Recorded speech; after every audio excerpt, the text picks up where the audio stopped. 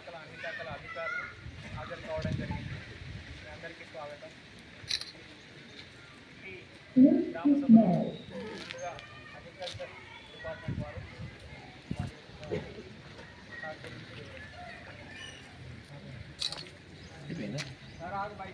మీ sir నేను తెచ్చినాక నేను అడుగుతున్నా ఒక్క ఫోటో తెచ్చు. ఫోటో వీడియో అవుతుంది. ఏ వీడియో కాదు, ఫోటో తెచ్చు. మోటోగా తింటారు మరి పక్కపోయి పడతాయి మళ్ళీ కడిగేవాళ్ళు.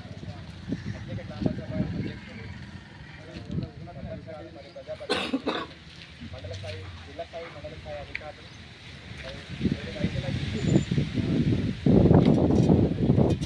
మన ఛానల్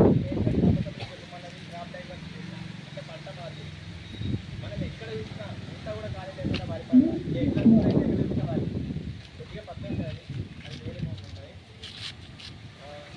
వర్షాలను మనం వేరే నారు వచ్చిన టైం వచ్చింది వర్షం పోతారు. ఏదైనా ఎక్కువ అయితే అది అర్థం మనకు వడ్లు చాలా పండుతున్నాయి కనుక వరి పంట ప్లేస్లో వేరే పంటలు కంది, పెసర, మినుము అటువంటి పంటలు పండించాలి. అంటే మన రైతులే అన్నారు. అంతకుముందు ఇదివరకు తరంలో ఒక ఉప్పు తప్ప ఏది కూడా కొనేది కాదట. ఎందుకంటే సముద్రం లేక ఇంకా ఉప్పు పండించుకునే తయారు చేసుకునే కనుక ఇవి అన్ని పండించుకునే వాళ్ళట. ఇప్పుడు వరి పంట మనం ఏం పండించలేదు. దయచేసి వరి బదులు వేరే పంటలు వేసుకోండి. ఆయిల్ పంప్ గురించి అందరికీ తెలుసు. మన ఊళ్ళో కూడా 20 ఎకరాలు ఉంది. సబ్సిడీ ఇచ్చి మరీ ఆయిల్ పంప్ ఎందుకు ప్రోత్సహిస్తుందంటే రైతులకు ఎక్కువ లాభాలు ఉన్నాయి. వరి పత్తితో పోలిస్తే ఆయిల్ పంప్ ఫస్ట్ 3 సంవత్సరాలు రాదని మనం బయలుపడుతున్నాం కనుక, కానీ తర్వాత వచ్చే 30 ఏళ్ళు మన కాలు వేసుకొని సంపాదించుకోవచ్చు కొద్దిపాటి పనితో. అంటే వరి కన్నా తక్కువ పనే ఉంటుంది. ప్రతిపాటి వరి కన్నా తక్కువనే. మొక్కలు హార్టికల్చర్ డిపార్ట్మెంట్ వాళ్ళు ఇస్తారు. డ్రిప్ సబ్సిడీ, మొక్కలు కూడా 90% సబ్సిడీ. మళ్ళీ ఎక్కువ దిగుబడి, ఎంఎస్పీ ఎక్కువ అని 23,500 టన్నులు, 10-12 టన్నులు వస్తుంది. ఖాతా అనేది మనకు ఇప్పుడు డైరీ ఫామ్ పెట్టుకుంటే నెల నెల వస్తుంది. నెల ఖాతా వస్తుంది. సో మనం నెల సంపాదించుకోవచ్చు. అది కూడా ఆలోచించాలి అందరూ. ఇంకొకటి వరి కొయ్యలు కాల్చొద్దు. మన ఈ సభ ముఖంగా నేను అందరినీ సర్పంచాన్ని బదిలాడుకునేది ఏంటంటే ఒకటి తీర్మానం చేసేది. ఏమని వరి కొయ్యలు కాల్చితే ఇంత జరిమానా ఆల్రెడీ ఉంది. అది యాక్ట్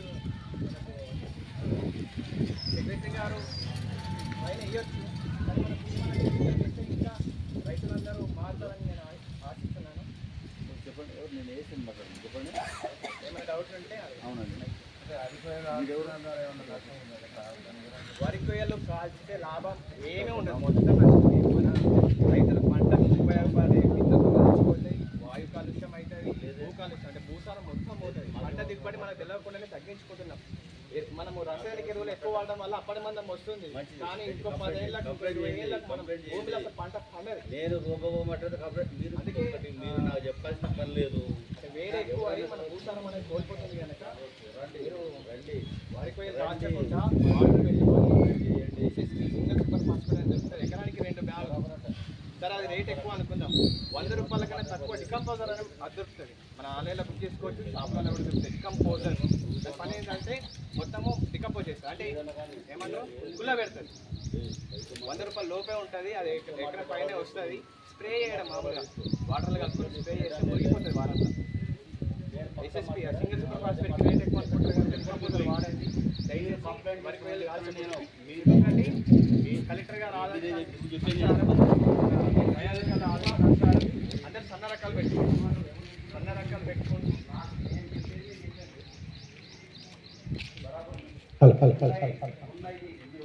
ఎవరికి ఇంగ్లీష్ అది అలా అందరూ సన్న రకాలు వేసుకోండి, దొడ్డు రకాలు వేసుకొని మనకు కళ్ళాల దగ్గర రైతులు ఎవరు బాధపడకండి. ఎందుకంటే దొడ్డు రకాలకు డిమాండ్ లేదు, సన్న రకాలకు డిమాండ్ ఉంది. మనకు వెంటనే పోతాయి కనుక అందరు సన్న రకాలే పండించండి. మాకు తక్కువ దిగుబడి వస్తుంది, మళ్ళీ తెగులు బాగా వస్తాయని అనుకుంటారు. కానీ అందులో మంచి రకాలు ఉన్నాయి. KNM 1638 అందరు కొంచెం జాగ్రత్తగా ఉండండి. KNM 1638, RNR 15048 ఇవి 28 నుంచి 30 క్వింటల్ వస్తాయి. పులాస ప్రభ అనే రకం కూడా మంచి మేలైన రకము 28 నుంచి 30 క్వింటాలు వస్తుంది. నేను మన గ్రూప్లో పెడతా ఇప్పుడు. వీటికి తెగుళ్ళు కూడా తక్కువ. ఇప్పుడు KNM 1638 అనేది అగ్గి తెగులు రాదు, మళ్ళీ ఉల్లికొడం కూడా తట్టుకుంటుంది. కావున KNM 1638 వెరైటీ సన్న రకం వేసుకోండి.